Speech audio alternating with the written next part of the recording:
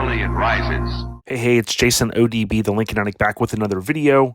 If you're new to the channel, please consider subscribing. I want to just hit upon this recently sold 63 Lincoln Continental Convertible. I anticipated this car going for over six figures, and it did. I do think it's worth even more, and I thought that it would have went for a little bit higher, but I do believe the seller probably is very happy with where this car landed at.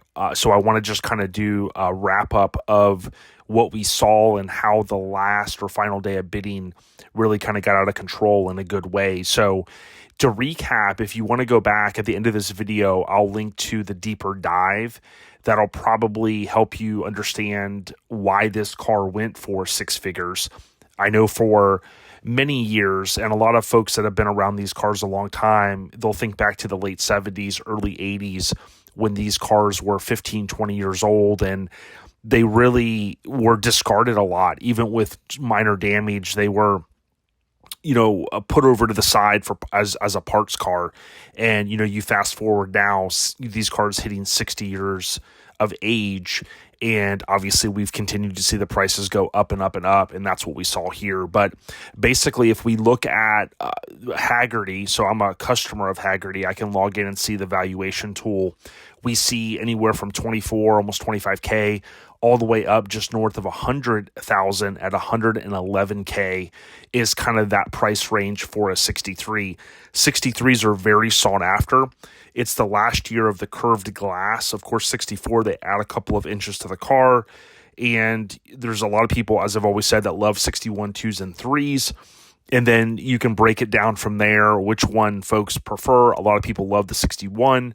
I'm a big fan of the 63 itself. Now, I looked a minute ago, if I do Control F and I come down here, the bidding had stalled out, which is typical. On March 24th, it was at 12:27 a.m., so kind of in the early morning hours, it was only at 60K. When we jump up here, we could see the 27th, which this car ended up selling on the 28th.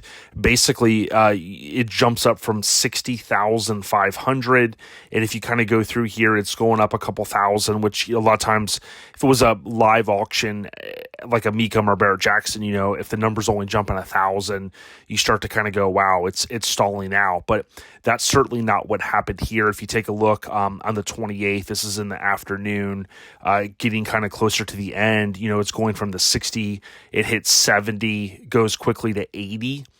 And you can see it kind of just jump up from there. Look at all of the yellow. That's what I'm kind of honing in here on. What does 88,000 get you today? A piece of plastic, something of computers, right? It, of course, hits 90 here. And I'm sure the seller is like, wow. And that last day, day and a half, couple of days, if you will, jumping up from 60, now you're up to the mid-90s. That's a nice payday when you're looking to kind of end up selling a car.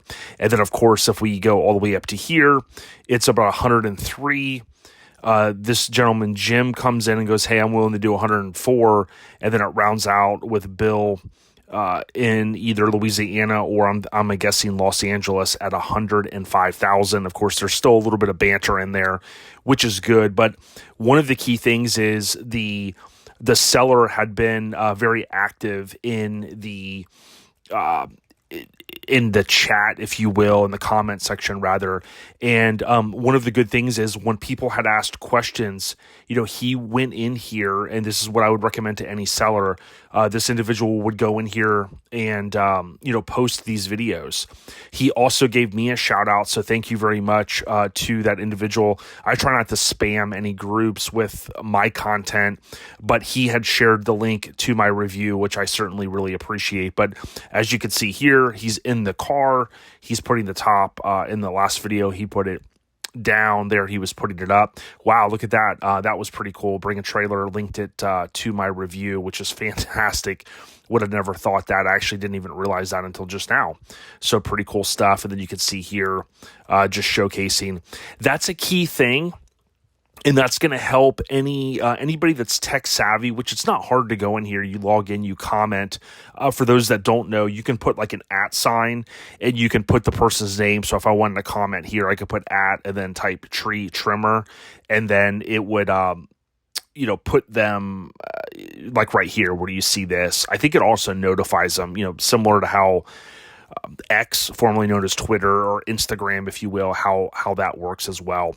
But I thought that was fantastic. Again, the other thing that you will see, and Bring a Trailer is great with this. I think this is why they get so much business. If you scroll down here, you can post photos in here. So someone had asked a question, I believe, about, and this often will come up, about, which gear do you put the car in? And this person correctly states, basically, if you have it in D1, the car takes off from a stop in the first gear. If you have it in D2, it takes off in second gear. So that's a little bit of a fun fact for anybody that's watching this video.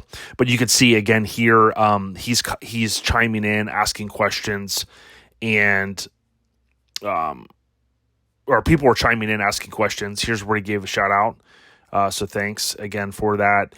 And he's also coming back. Here's what I wanted to find, the photos.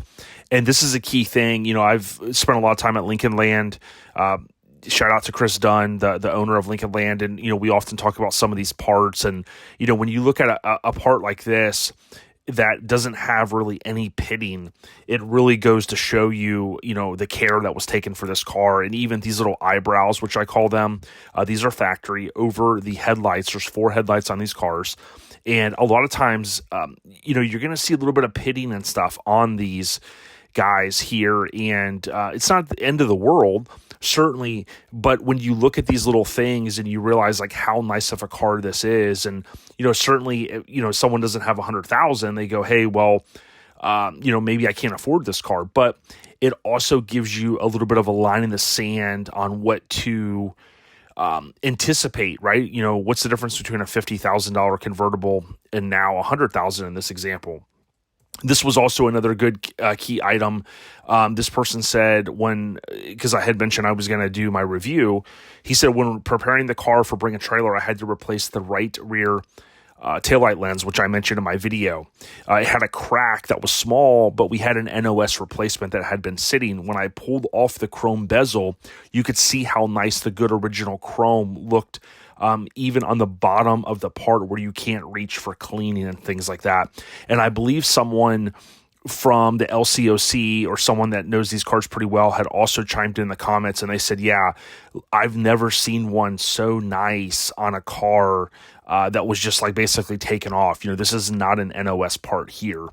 Certainly the lens was, from my understanding. So it kind of just goes to show you again that I know some people, when I post this in social media and I say that it's sold, when I say that it's had sold for 105,000, I think a lot of people are going to go, sometimes you'll have people, trolls, they'll chime in and go, it wasn't worth it. There's no way, waste of money, all that stuff. And again, we all, I think, can agree that something is only worth what someone is willing to pay for it. We've seen cars go for a lot less than this that are just as not, well, maybe not just as nice, but I've seen both ends of the spectrum. I really think someone got a fantastic car. These are very hard to find in this condition.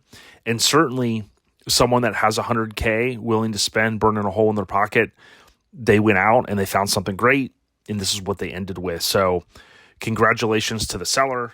Congratulations to the buyer.